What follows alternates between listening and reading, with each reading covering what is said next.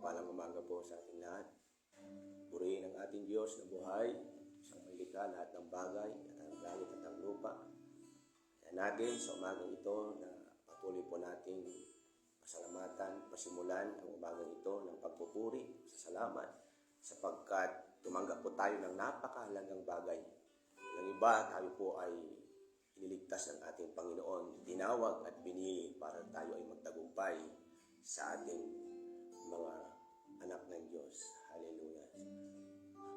Bago tayo po mag-aaral ng salita ng Diyos, nais ko pong sabihin sa lahat, sa mga nanonood, sa kabiyayang araw po sa ating lahat.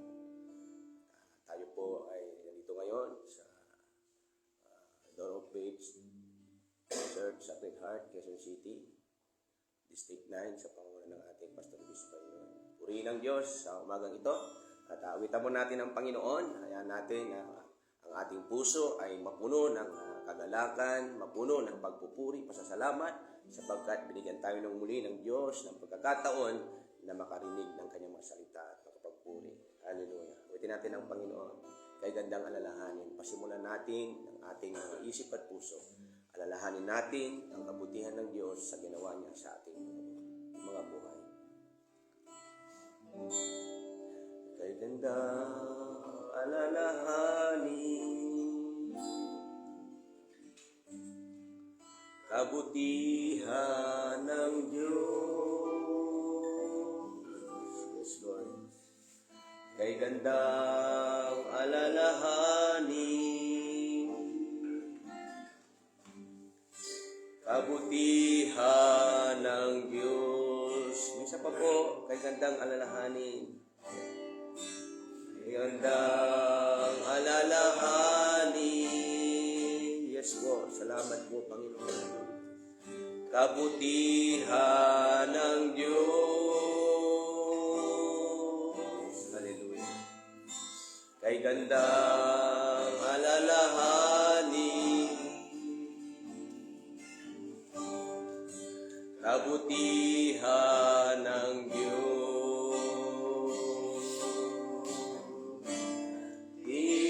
Inubos niya aming kaluluwa.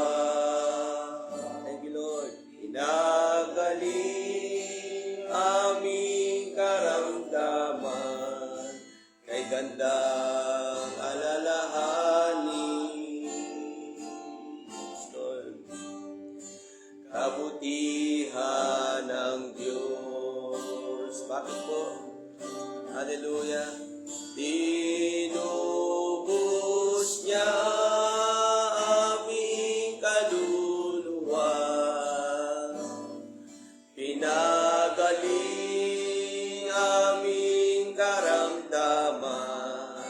Kay gandang alalahanin, kabutihan ng Diyos. English, it is good to remember the goodness of God. It is good to remember, yes Lord, the goodness of God. Yes Lord, it is good to remember the goodness of God.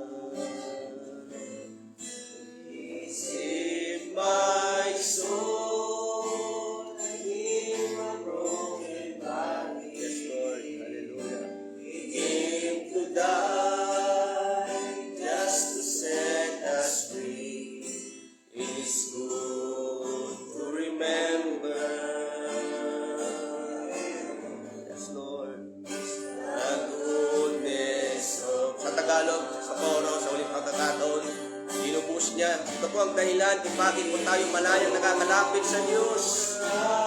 Bakit tayo malayang nakakaranas ng kanyang biyaya at habag. Pinagaling aming karamdaman, siya nga po na alalahanin. Kabutihan ng Diyos.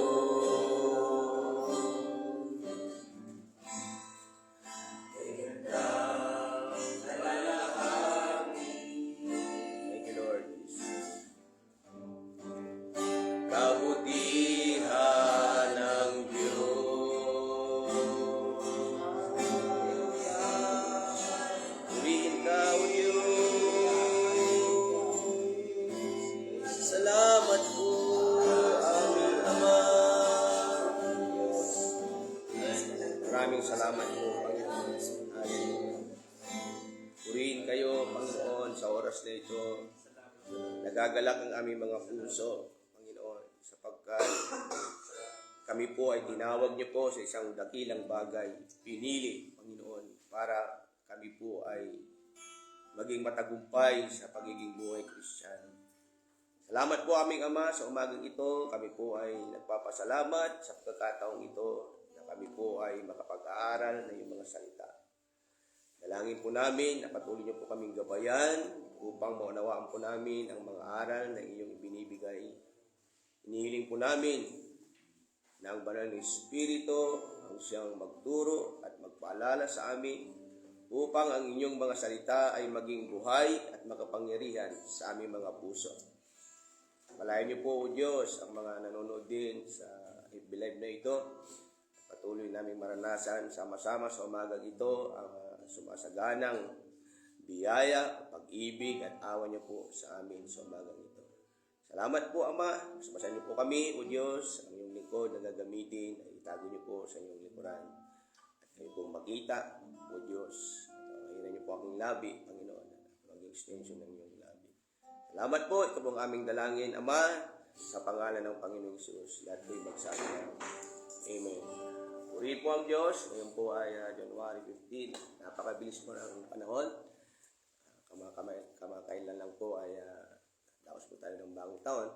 Pero ngayon po ay nasa kalagitnaan na po tayo ng buwan. Kaya purihin ang salita ng Diyos. Tayo po ay mag-aaral na po ng salita ng Diyos. Buksan po natin ang ating mga Biblia sa aklat po ng 2 Pedro, chapter 2, verse 20 hanggang 22. Inulit ko po sa aklat po ng 2 Pedro. Ang ating gamit po ay ASND po, ang salita ng Diyos. 2 Pedro, chapter 2, verse 20 hanggang 22. Ito po ang sinasabi. Ang mga taong nakakilala na kay Kristo Jesus na Panginoon at tagapagligtas ay tumalikod na sa kasamaan ng mundo. Ngunit kung muli silang bumalik sa kasamaan at maging alipin muli nito, ay masahol pa sa dati ang magiging kalagayan nila. 21. Mas mabuti pang hindi na nila natagpuan ang landas patungo sa matuwid na pamumuhay, kaysa natagpuan ito at talikuran lang sa bandang huli ang mga banal na utos na binigay sa kanila. 22. Bagay sa kanila ang kasabihan, ang aso'y kain ng suka niya, at ang baboy, maliguan man, ay babalik din sa kanyang lubluban. Purihin ang salita ng Panginoon. Muli, sa mapagpalang umaga po sa ating lahat. Ang nagsulat po ng aklat ng Pedro, siyempre po, si Apostol Pedro. At ito po ay naisulat niya. At ang kausap niya dito ay mga grupo ng mananampalataya na siya po ay nagbigay po ng babala o warning sa mga huwad na guro at sa mga totoong nakatanggap ng katotohanan. At pagbabasahin po natin ang chapter 1 ng 2 Pedro, ang kausap po niya dito ay yung mga grupo ng mananampalataya. At pinalahanan sila na maging tapat sila, no? Naging mabuhay sila ng maayos, piliin nila yung turo at aral ng ating Panginoong Kristo. At pag titignan po natin dito sa ating teksto, sa chapter 2 ng ikalawang Pedro, ang kausap na po na dito ay dalawa na pong grupo. Pinapalalahanan niya, ang karap na po niya dito ay ang mga grupo ng mananampalataya at hindi po nabanggit kung saan po sila taga roon. Kundi ito po isang mananampalataya na kagaya po natin. At yung mga huwad na guro. Sabi po doon sa verse 1 ng chapter 2, ngunit nagkaroon din ng mga huwad na propeta na mga mamamayan ng Israel noong araw. At ganito rin ang mangyayari sa inyo. Magkakaroon ng mga huwad na guro sa inyo at palihim nilang ituturo ang mga aral na nakakasira sa pananampalataya ninyo. Itatakwil nila ang ating Panginoon na tumumbos sa kanila. Kaya biglang darating sa kanila ang kapahamakan. Kaya purihin ang salita ng Panginoon. Ito po yung mga mananampalataya na kagaya po natin, pinapalalahanan na mag-ingat po tayo. Tayo pong lahat po sa oras na ito ay tumanggap na po ng katotohanan. Amen po ba? Tumanggap na po tayo ng aral ni Kristo. Kaya ang sabi po, ito po yung babala po na tinutukoy po sa Hebrew chapter 10, verse 26, na ang sabi po rito, na sapagkat kung sinasadya pa nating magpatuloy sa paggawa ng kasalanan, pagkatapos nating malaman ang katotohanan, wala nang handog ang maialay pa para mapatawad ang kasalanan natin. 27, tanging ang nakakatakot na paghuhukom at nagliliyab na apoy ang naghihintay sa mga taong kumakalaban sa Diyos. Kaya ito po ay ipanalangin po natin na hindi po tayo humantong sa tinatawag na panlalamig o pagtalikod sa Panginoon. Sapagkat ito po ay isang hamon sa atin ni Apostol Pedro na tayong mga tumanggap na kay Kristo Jesus ay huwag na po tayong bumalik sa ating dating kalalagayan. Kaya ano po yung mga dahilan? Bakit po tayo nakakaranas ng panlalamig? Nakakaranas po tayo ng pagtalikod sa paglilingkod sa Diyos. Ang pag-aralan po natin ngayon ay ang mga dahilan bakit may mga lingkod ng Diyos tumatalikod o nahuhulog pa sa tinatawag na backslide at sila ay nalalayo sa Diyos. At ang pangalawa po ay hakbang o paraan para maiwasan natin ito. Dito po makikita po natin yung mga dahilan kung bakit ang mga lingkod ng Panginoon ay nakakaranas po ng panlalamig. At po natin, ang panlalamig po ay sinyalis po ito ng panghihina o pagdududa sa ating Panginoon. Sa Biblia, may karakter po tayong mga lingkod ng Panginoon na dating kasama nila ang Panginoon, pero at the end of the day ng kanilang paglilingkod ay hindi po sila nagtagumpay sa inaalok ng Diyos na kaligtasan. Sa Matthew 26, verse 14 hanggang 16, makikita po natin dito po ang karakter ng Biblia na walang iba po si Judas Iscariote. Alam po natin lahat, mga lingkod ng Diyos, mga anak ng Diyos, na si Judas Iscariote ay isa po sa alagad na pinili ng Panginoon sa 12. At siya po ay, alam natin ang ministeryo niya, siya po ay taga-pamahala ng aspeto po ng pinansyal. At alam natin na si Judas Iscariote po ay nakaranas po ng himala, naranasan niya yung pangyarihan ng Diyos, isa po siyang witness, nakita niya po yung kadakilaan at kabutihan na ginawa ng Diyos. Pero umangtong po siya sa tinatawag na una pong dahilan ay pagkatukso sa mundo. At ang nangyari po, siya po ay gumawa po ng hindi patungkol sa kanyang pagkatawag. Sinabing patungkol sa kanyang pagkatawag ay mas inibig pa niya yung salapi kaysa Panginoon. At sa oras na ito, nais ng Panginoon sa atin na huwag po tayong maging kagaya po ni Judas. Kagaya po pinag-aralan po namin ng aming sa aming conference na natapos po sa lugar po ng Rasa. At dumiin po ito sa mga lingkod ng Panginoon kagaya natin na si Judas. Kaya po nagsimula po siyang lumayo sa Panginoon, ay nagsimula po yung kanyang ginagawa. Nagsimula lang po sa isang maliit na bagay, pakupit-kupit po siya hanggang dumating yung pagkakataon, ipinagkaroon niya ng Panginoon at humantong pa sa ipinagpalit pa niya ang Panginoon sa 30 pirasong pilak. Kaya nakakalungkot po, no? At pinagkalon niya ang Panginoon at ito po ay nagbunga sa kanya ng kamatayan at kapamakan. Kaya mga kapatid, ito po ay isang babala po sa atin. Nawa po na hindi po humantong sa buhay natin. Naranasan natin yung kabutihan ng Panginoon, naranasan natin yung kanyang pagliligtas. At ang ating puso ay hindi po na-inlove sa ating Panginoon kagaya ni Judas Iscariote. Mas nahumaling po yung puso niya sa mundo. Mas inibig pa niya ang mundo ng higit sa Diyos. Kaya mga kapatid, sabi ng 1 John chapter 2 verse 15, basahin po natin. Ito po ay sinasabi po ni Apostle John na ang sabi po niya, basahin ko po sa inyo sa ESND. Sabi ganon, 1 John chapter 2 verse 15, huwag ninyong ibigin ang mundo o ang mga makamundong bagay. Ang umiibig sa mga ito ay hindi umiibig sa Ama. Sapagkat ang lahat ng kamunduhan ay masasamang hilig ng laman, ang pagnanasa sa mga nakikita ng mata, at ang anumang pagyayabang sa buhay ay hindi nagmumula sa Ama, kundi sa mundo. Kaya, isang babala po sa atin mga kapatid. Isang dahilan kung bakit ang mga lingkod ng Panginoon ay nanlalamig kasi nagagawa po nilang tinatansya po nila yung kalalagayan nila. Ang kanilang basihan ay yung mga kalalagayan sa mundo ito.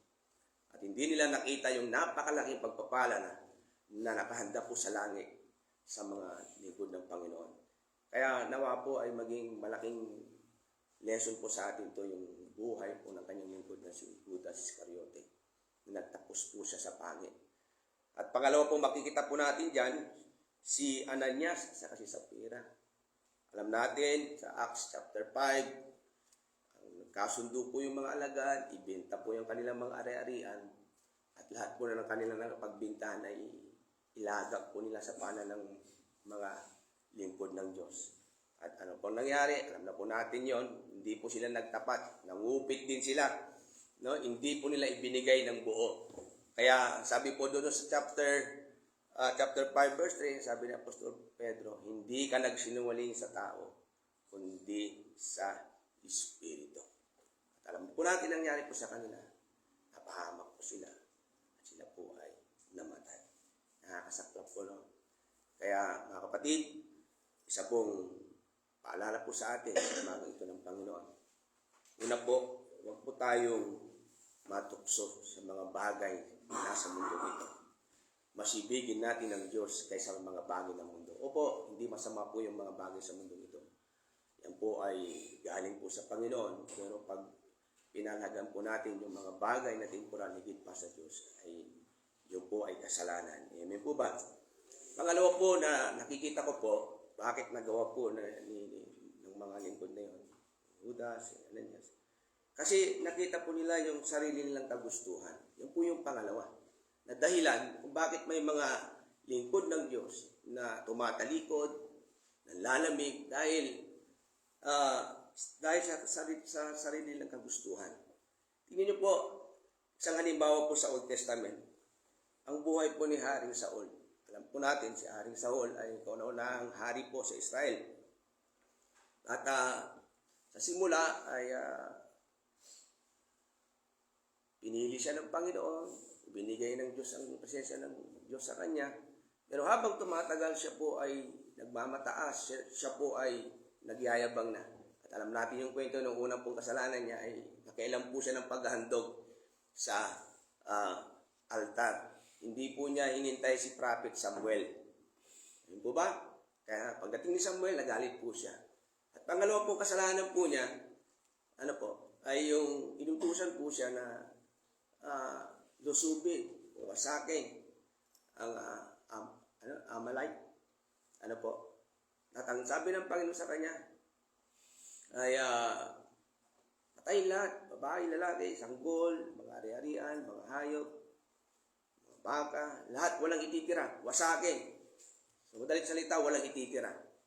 Alam niyo po, ang ginawa po ni Haring Saul, dahil sa kanyang kayabangan, dahil sa kanyang pagmamataas, muna po, nagmamataas na po siya nung naghandog po siya na hindi niya dapat gawin.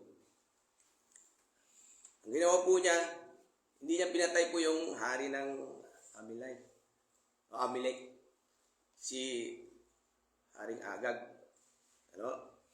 Pinalaya niya. Tapos ang masaklap, sabi ng Panginoon, walang ititira. Itinago niya yung mga bagay na pakinabang. Kaya yung sariling kagustuhan, mapanganib po yan eh. Yan po ay isang galing po sa kaaway bilang mga lingkod ng Diyos. Mga kapatid, tinawag tayo ng Panginoon at pinili tayo ng Diyos. Amen po ba? Hindi dahil sa mundong ito. Pinili tayo ng Diyos, hindi sa mga bagay sa mundong ito. Pinili tayo ng Diyos, hindi dahil sa ating sarili. Pinili tayo ng Panginoon para sa Kanya, para sa Kanyang kaharian at para sa mga kaluluwang naliligaw. Kaya, bilang mga lingkod ng Panginoon, alisin po natin yung sariling kagustuhan po natin. Yan po yung magpapahamak. At bakit nagagawa po natin yung mga bagay na ganyan, yung nasusunod natin yung sariling kagustuhan natin. Dahil sinusunod po natin yung ating puso, yung design ng ating puso. Sabi ng Jeremiah 17 verse 9, ang puso ng tao ay mandaraya. Amen po ba?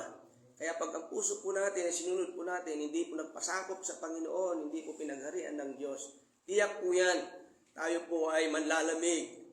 Tiyak po yan, tayo po ay tatalikod sa Panginoon. At mas pipiliin pa nating bumalik po sa dati nating pamumuhay.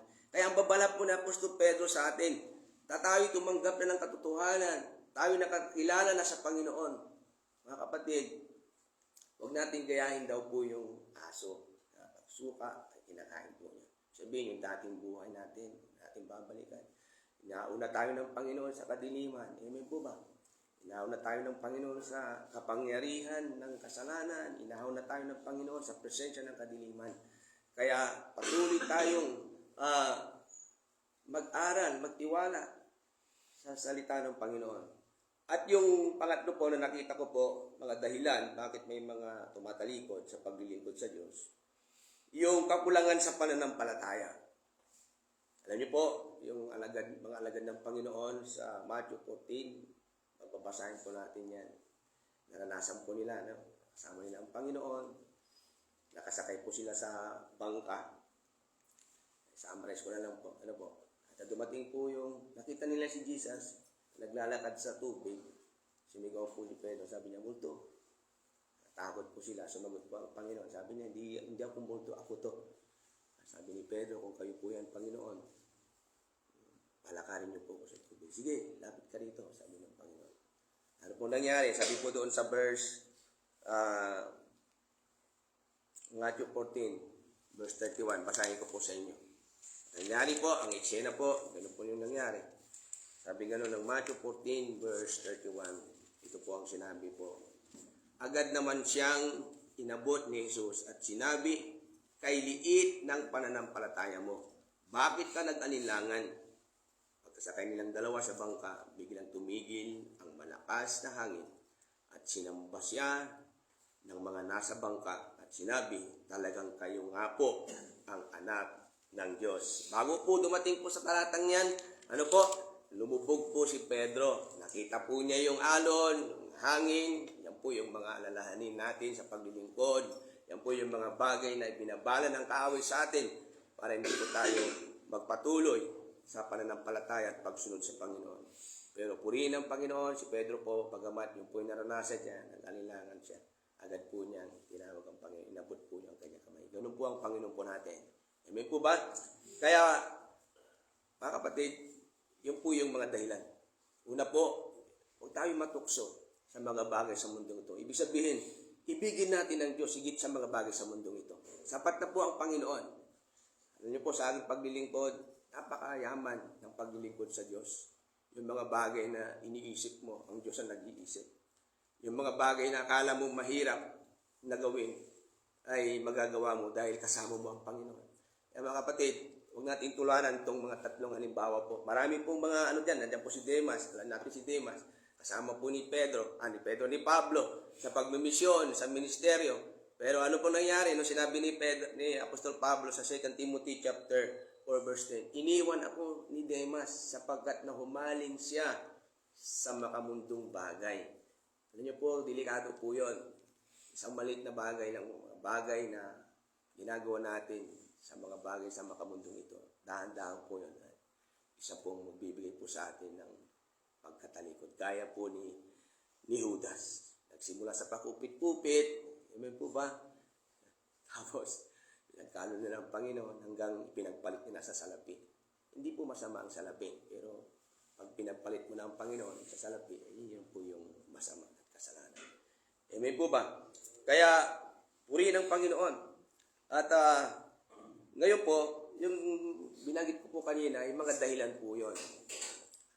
Yan po ay mga bagay na hindi dapat nating gawin.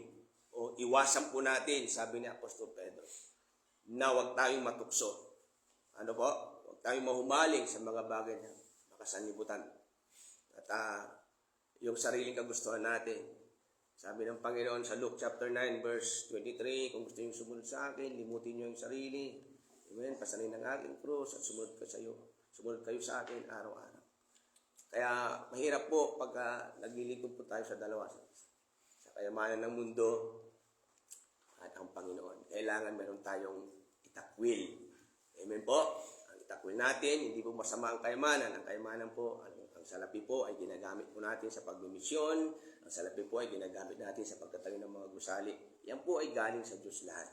Pero mas mahalaga po at higit po ang pagsunod at paglilingkod sa ating Panginoon. Amen po ba? Kaya purihin ang salita ng Panginoon. Ngayon po, nagbigay po ako ng mga hakbang, paraan para maiwasan po natin yung mga ganong mga kalalagayan sa paglilingkod. Una po, inilagay ko po, strengthen our faith. Manatiling matatag ang pananampalataya po natin.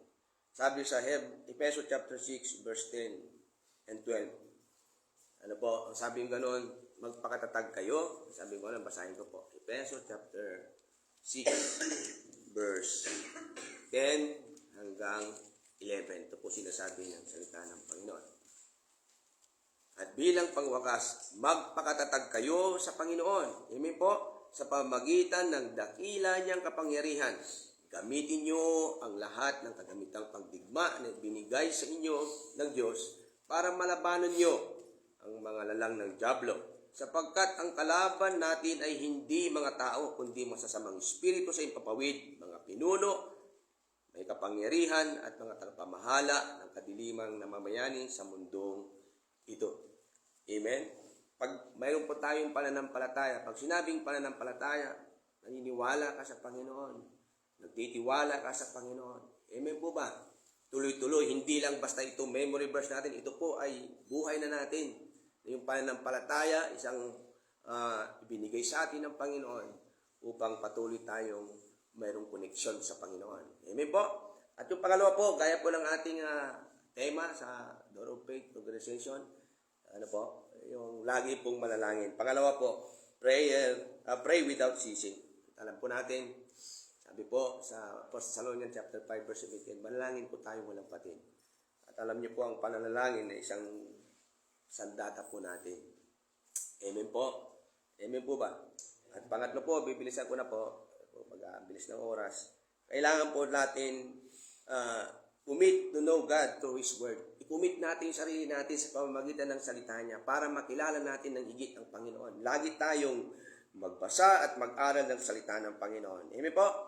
At alam natin sa Joshua chapter 1 verse 8. Lagi natin itong basahin, bulay-bulayan, araw at gabi. At tayo pagtatanggupayin sa lahat ng ating ginagawa. Amen po ba? Totoo po yun.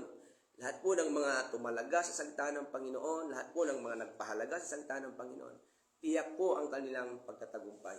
Dahil yun po yung pangako ng ating Panginoon. Hindi po ba? Sabi po ng Amen yung nakaranas po, na nagtitiwala at sumusunod sa salita ng Panginoon.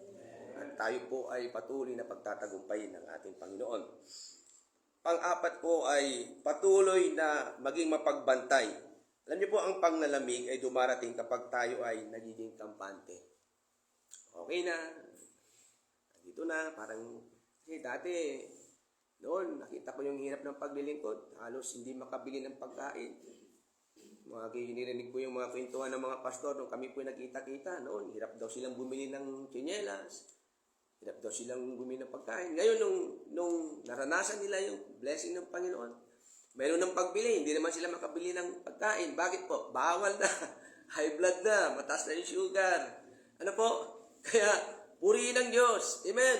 Patutuo po natin lahat yan. Hindi tayo pinabayaan ng Diyos. Higit sa lahat yung ating kaligtasan. Amen po. At ang yung panglima po ay maging masigasig sa paglilingkod. Roma chapter 12 verse 11. Hallelujah. At 1 Peter chapter 4 verse 10. Basahin na po natin sa ating mga tahanan. At yung pang-anim po ay umasa po tayo sa Espiritu Santo. Hindi sa ating sariling lakas. Amen po ba? Dahil kung sa sariling lakas lang po natin, ay tayo po ay mapapagod. Pero pag sa lakas ng Diyos, amen po ba? Hindi po tayo manghihinawa. Kaya sabi ganoon ng Galatia chapter 5 verse 16, magsilakad nga kayo ayon sa Espiritu. Acts 1:8, alam po natin, pagdating ng Espiritu, ay bibigyan tayo ng kapangyarihan. Amen po ba?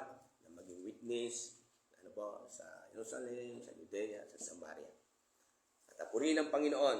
At sabi sa Zacarias chapter 4 verse 6, not by might, nor by power, but by the Spirit, says the Lord. Purihin ang salita ng Panginoon. At hayaan natin na sa ating paglilingkod ay managana po yung mga hakbang na binigay sa atin ng Panginoon. Una po, manatiling matatag yung pananampalataya po natin. At ang gaya ng tinuturo po natin ng ating General Superintendent, lagi tayong manalangin walang patig, marubdob na panalangin, talagang marubdob, malalim na relasyon sa Panginoon. At yung pangatlo po ay lagi po tayong mag-commit, mag-aral ng salita ng Panginoon, hindi para gumaling, hindi para may taas, kundi para mas lalo natin makilala ang ating Panginoong tagapagligtas. Amen po. At panlima po ay maging masigasig sa paglilingkod. Binigay ko po ng verse. At hindi natin kaya yon pag hindi po tayo aasa sa banal na Espiritu. Amen po, nawa po ang pag-aaral ng salita ng Panginoon ay magdadala po sa atin ang ating buhay, ang ating paglilingkod, ay patuloy na magbigay kaluguran sa ating Panginoon. Salamat sa Diyos, purihin ang salita ng Panginoon. At kung bakit tayo nagpapatuloy, hindi dahil sa mga bagay na nakikita natin na mabubuting bagay na ginagawa ng Diyos. Bakit tayo nagpapatuloy? Dahil alam natin, totoo ang Diyos. Katotohanan, may pag-asa, higit po na pag-asa sa mundo ito, yung ating tinatahak. Kaya napakayaman po ng ating pong paglilingkod sa Panginoon. Pag sinabing napakayaman, kahit wala ka, pero yung puso mo punong-puno ng kagalakan dahil alam mo, nagagawa mo yung kalooban ng Diyos. Hindi po, nawawala po yung pagmamataas, nawawala po yung mayabang sa ating sarili kasi alam natin bakit tayo nagtatagumpay dahil lamang sa Panginoon. Kaya purihin ang salita ng Panginoon. Pasalamatan natin ang Diyos. Hallelujah. Pinupuri namin kayo, aming Ama. Maraming salamat po, O Diyos. Hallelujah. Maraming salamat po sa inyong biyaya, sa iyong mga salita, Panginoon. Hallelujah. Sa iyong mga aral na aming pong natutunan ngayong araw. Pinupuri ka namin sa iyong katapatan. Salamat sa karunungan na iyong ibinibigay sa amin. Salamat po sa banal na Espiritu. Salamat po, Panginoon. Hallelujah. Natututunan namin laging magtiwala sa iyo. Natututunan namin laging umasa sa iyo, Panginoon. Salamat po, Panginoon, sa iyong kabutihan sa aming mga buhay. Maraming salamat po, aming Ama. Salamat po. Tunay nga po na kayo, Diyos, na nagbibigay sa amin ng tagumpay. Diyos na nagbibigay sa amin ng kaligtasan, ng biyaya, Panginoon. Diyos na tumutulong sa amin, na sa panahon na kami po'y nanlalamig, na sa panahon na kami po'y nagdadalawang isip, Panginoon. Salamat po sa Diyos na punong-puno ng pangunawa, sa Diyos na punong-puno ng biyaya, sa Diyos na punong-puno ng pag-ibig, sa Diyos na punong-puno ng pag-asa. Salamat po, Panginoon. Purihin po kayo sa lahat ng panahon, sa lahat ng oras, anumang sitwasyon, hindi man pumabor sa amin, Panginoon. Alam namin, O Diyos, nandyan ang saklolo mo, nandyan ang tulong mo, aming Ama. Kaya, O Diyos, haleluya, itinatas ko po ang iyong mga lingkod sa oras na ito. Marahil lang iba, Panginoon, ay nanghihina. Marahil lang iba, Panginoon, ay gusto nang tumalikod sa hirap ng paglilingkod, sa hirap ng pinagdadaanan. Panginoon, abutin niyo po sila. Palakasin niyo po ang iyong mga lingkod sa oras na ito. Kayo po ang magbigay sa kanilang kagalakan, Panginoon. Magbigay ng kaalaman, karunungan, O Diyos, sapagkat ang tinanggap namin ay pag-asa, higit sa pag-asa sa mundong ito. Salamat po, isang kaharian na kung saan, dyan sa langit na bayan, O Diyos. Salamat po, magliwanag sa amin ang katotohanan habang kami po ay nasa mundong ito. Na ang katotohanan na yon ay may katiyakan ng aming buhay, may katiyakan, hallelujah, may kasiguraduhan yung aming mga ginagawa. Hindi nasasayang, Panginoon, sapagkat nakikilala mo kami at alam namin, itinataas ka namin at nakikilala din namin kung sino po yung tumawag po sa amin. Salamat po, Panginoon, kung sino man po, O Diyos, sa oras na ito, mga kabataan, na hindi makalaya po, Diyos, sa kanyang ginagawa, O Diyos, palayain niyo po siya, Panginoon. Sapagkat ang mga tunay na tagasunod ni Kristo ay hindi na nagpapatuloy sa pagkakasala, hindi na nagpapatuloy, Panginoon, sa mga maling mga gawa ng makasalibutan.